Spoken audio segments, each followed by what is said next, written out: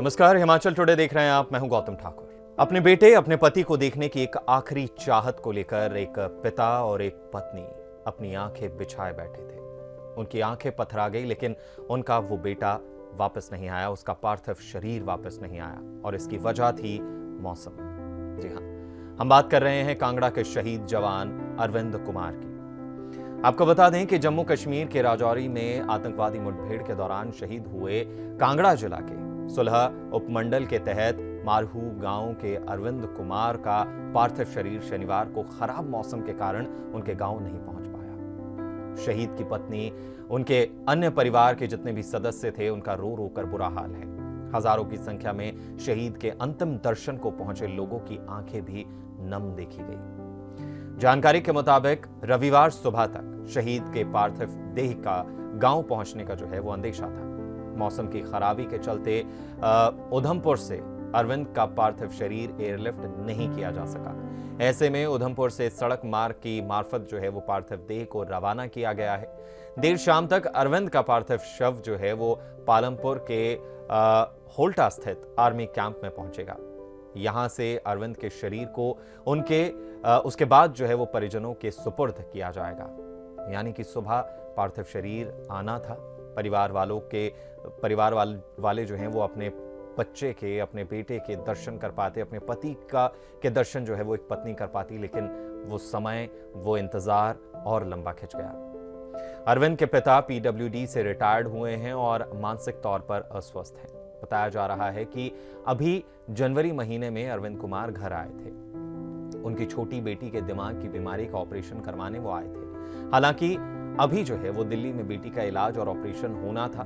जम्मू कश्मीर के राजौरी में आतंकियों के साथ मुठभेड़ में हिमाचल प्रदेश के 2 फौजी जवान जो हैं वो शहीद हो गए हैं। कांगड़ा जिले के पालमपुर के सुलह के मरहू निवासी अरविंद कुमार ने 33 साल की उम्र में देश के लिए सर्वोच्च बलिदान दिया। वो हमले में घायल हो गए थे और बाद में उनकी मृत्यु हो गई। अरविंद के पैतृक गांव मरहू में जो है वो घटना के बाद से तमाम जो लोग हैं, तमाम जो माहौल है, चारों तरफ जो है वो एक मायूसी पसरी हुई है। घटना में शहीद अरविंद कुमार के परिजनों ने बताया कि वो बचपन से बेहद साहसी और प्रतिभाशाली थे। साल 2010 में पंजाब रेजिमेंट में भर्ती हुए थे। उसके जो है वो महज चंद सालों में ही उन्होंने जो है वो स्पेशल फोर्स में अपनी जगह बना ली थी। फिलहाल वो 9 पैरा कमांडो के तहत अपनी सेवाएं दे रहे थे। अरविंद ने जर्मन कहा जाए कि कंपटीशन में भी अवार्ड हासिल किए थे। वो सर्जिकल स्ट्राइक जैसे मिशन में भी अपनी अहम भूमिका निभा चुके हैं। अरविंद अपने पीछे 2 बेटियां, धर्मपत्नी, बुजुर्ग माता पिता को छोड़ गए हैं। पिता की दिमागी हालत ठीक नहीं है। अरविंद के पिता मानसिक तौर पर अस्वस्थ हैं। बताया जा रहा है कि अभी जनवरी महीने में अरविंद कुमार घर आए थे। उनकी छोटी बेटी के दिमाग की जो है वो उनका एक ऑपरेशन होना था, लेकिन वो ऑपरेशन नहीं हो पाया था। उम्मीद की जा रही थी कि वो जल्द वापस आते और वो ऑपरेशन पूरा करवाते, और उन्होंने जल्द ही जो है वो घर आने का, अपनी बेटी के ऑपरेशन करवाने का वादा भी किया था, लेकिन वो अपना वादा पूरा नहीं कर सके और शहीद हो गए। घटना के बाद से पूरे इलाके में शोक का माहौल पसरा हुआ है। वो नन्हे बच्चे जो नहीं जानते कि उनके पिता उनके बीच में नहीं है, अपने आसपास के लोगों को देखकर, अपनी माता को देखकर, रोते बिलखते हुए लोगों को देखकर उनकी भी आंखों में आज आंसू है। भाई जी, पहले तो अपना नाम बता दो। मेरा नाम भूपेंद्र कुमार है। भूपेंद्र जी, अरविंद आपके क्या लगते हैं? मेरा छोटा भाई था। छोटा भाई था। क्या एज रही होगी उनकी? अभी 33 है। 33 साल। हाँ जी। कब भर्ती हुए थे?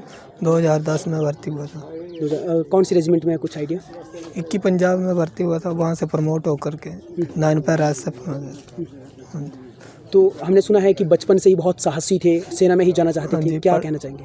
वो पढ़ाई के टाइम से ही बोलता था कि मैं आर्मी में जाऊंगा और देश के लिए कुछ करूंगा, तथा उसको घर वाले सभी बोलते थे और नौकरी भी है, इतनी सारी नौकरी कहीं और कर लो। नहीं, वो बोलता था मैं आर्मी में ही जाऊंगा, और खुद दिल्ली जाकर के भर्ती हुआ था। दिल्ली जाके? हाँ जी। जब घर आता था, छुट्टियों पे आता था, तो क्या एक्टिविटी रहती थी घर में आकर? किस तरह का? वो सब साथ मिलजुल कर रहता था। गांव के जो भी आदमी था उनसे मिलजुल कर रहता था। सभी लोग उसको बहुत चाहते थे, सबका दुलारा था।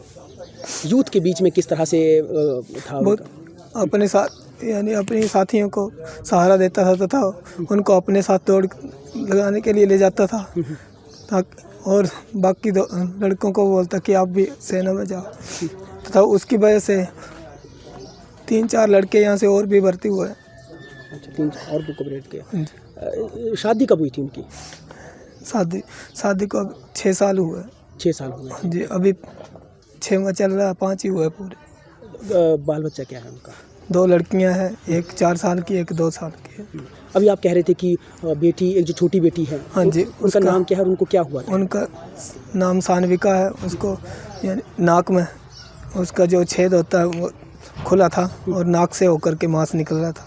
तो डॉक्टर ने बताया था कि इसका जल्दी ऑपरेशन नहीं हुआ तो कुछ भी हो सकता है, इसलिए वो जनवरी महीने में छुट्टी लेकर के आया था उनके इलाज फिर। हाँ जी, फिर उसको लेकर के R&D हॉस्पिटल दिल्ली गया था, वहाँ पे उसका ऑपरेशन हुआ। अभी मई महीने में दोबारा जाना था, वहाँ पे चेकअप होना था और इंजेक्शन लगना था।